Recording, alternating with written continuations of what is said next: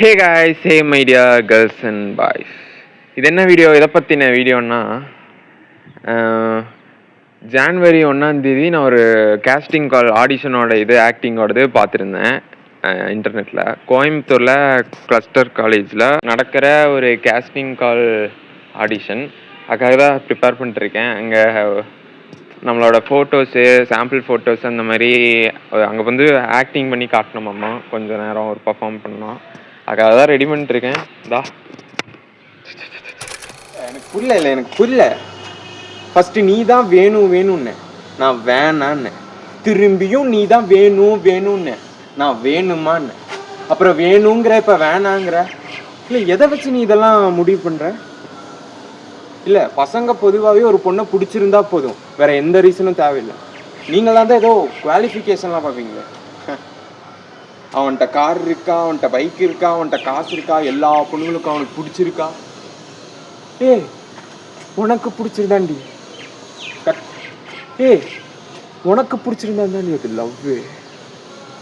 இல்லைன்னா ஜஸ்ட் அது ஒரு ப்ராடக்ட், யூஸ் அண்ட் த்ரோ மாதிரி தூக்கி போட்டு போயிடுவீங்கல்ல, என்ன போட்ட மாதிரி.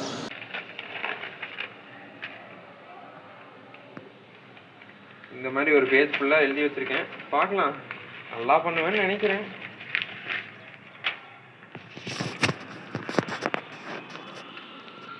அதில் ஃபோட்டோஸ் கேட்டிருந்தாங்க, ஹெட் ஷாட்டு, அந்த மாதிரி தலை ரீஜன் மட்டும் குறிப்பாக கவர் ஆகிற மாதிரி ஃபோட்டோ கேட்டிருந்தாங்க.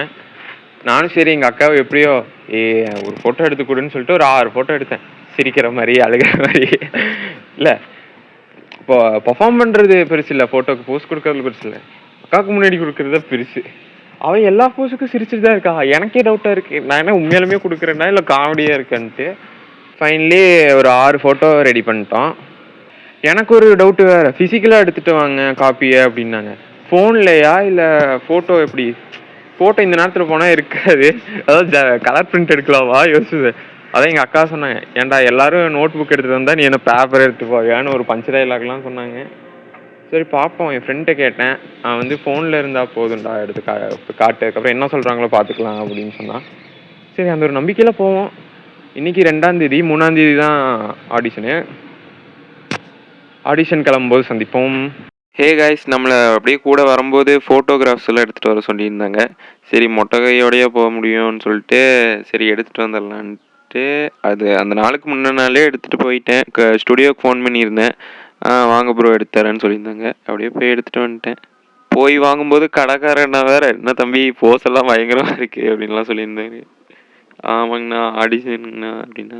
சரி ப்ரோ அப்படின்னு சொல்லிட்டு வந்தாச்சு. அங்கேருந்து காலையில் வேறு 7:30க்கு எழுந்திரிச்சிட்டேன். அங்கே 11 மணிக்கு போனோம். சரி 10 மணிக்கு இங்கே கிளம்பலான்னு எழுந்திரிச்சேன். எங்கள் அம்மா காலையிலேயே பொங்கல் செஞ்சுட்டாங்க. பஸ்ஸில் வேறு போகும்போது பார்த்தா சிங்கம் சூர்யா பாட்டு வேறு போட்டுட்டு இருந்தாங்க. ஆடிஷன் ஹாலில் எல்லோரும் உட்காந்துட்டு இருக்கும்போது அந்த எக்ஸ்பீரியன்ஸ் ஒரு மாதிரி டிஃப்ரெண்ட்டாக இருந்துச்சு. உள்ள லைட்டாக ஒரு பயமும் இருந்தது. பக்கத்தில் இருக்கிற ப்ரோ தான் கூப்பிட்டு, அப்படிலாம் இல்லை ப்ரோ, நார்மலாக தான் இருக்கும் அப்படி பேசிகிட்டு இருந்தார். அப்படியே போச்சு. என்ன தான் போனாலும் நமக்கு ஒன்று போகணும், அர்ஜென்ட்டாக வந்துச்சு. அப்படியே வெளியே ரெஸ்ட் ரூம் கண்டுபிடிச்சி அப்படி போயிட்டேன். எப்படியோ வெற்றிகரமாக ஆடிஷனை முடிச்சுட்டு பேக் டு ஹோம் கிளம்பிட்டு இருக்கேன். பை காய்ஸ், அடுத்த வீடியோ சந்திப்போம். எதிர்கால தலைவர்களே.